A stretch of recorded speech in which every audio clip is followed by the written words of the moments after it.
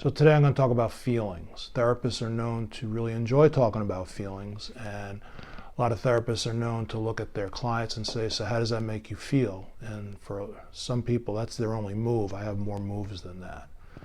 But feelings for me are the place that I want to zoom in on when I'm doing therapy.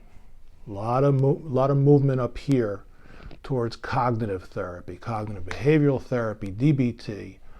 I'm not a huge fan of that. I don't think attacking people's thoughts are the way to go. I'd rather go a little deeper into the feeling level. So to me, we have behaviors and cognitions, and then underneath that we have emotions, and underneath that we have some other levels, which is spiritual / primitive, primal emotions. But today I want to talk about emotions, feelings. First four emotions are anger, sad, happy, scared. Mad, sad, glad, and scared. Show me a baby, and I could show you a mad baby, a happy baby, a sad baby, and a scared baby. And what's cool about feelings is I could show you a baby in Africa, and you could recognize their feelings. I could show you a baby in Europe, and we could all recognize that baby's feelings. What's even cooler, I think, is I could show you a puppy or a kitten, and we could put some of those same feelings to how a newborn kitten or puppy is behaving. Those four primary feelings we're born with. The problem is if we tap a baby on the shoulder and say, what are you feeling? They're not going to be able to answer it. They don't say, I feel sad, I feel scared, because they don't have the words. But that's what's going on with them. So after those four feelings exist, our job is to learn to identify them, and then later when we get older, our job is to learn how to do something with them. If we're feeling too much anger, we need to learn how to get rid of the anger. If we're feeling too much sadness, we need to learn how to not be so sad.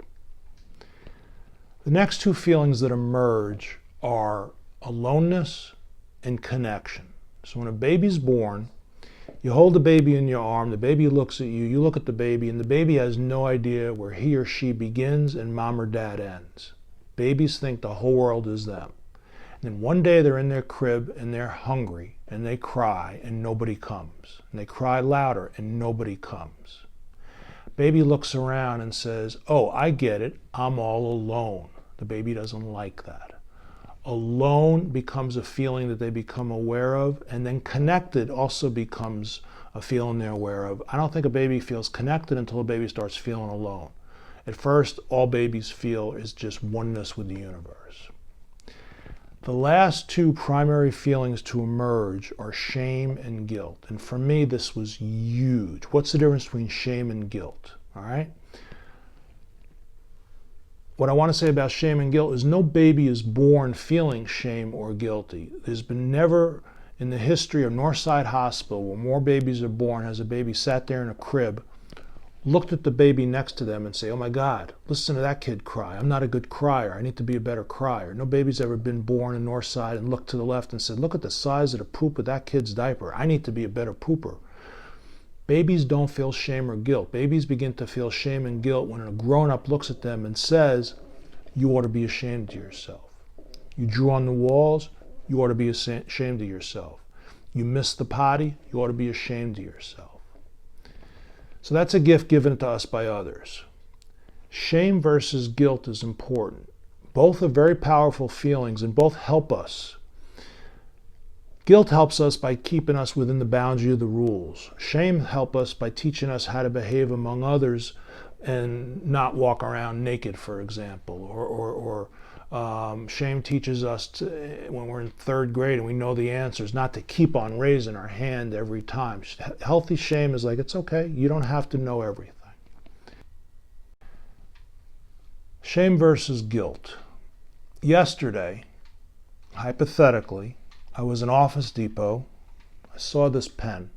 I like this pen. I stole this pen. I walked out without paying for it. Okay? I feel guilty about that because I broke a rule. I did something wrong. I did something no good.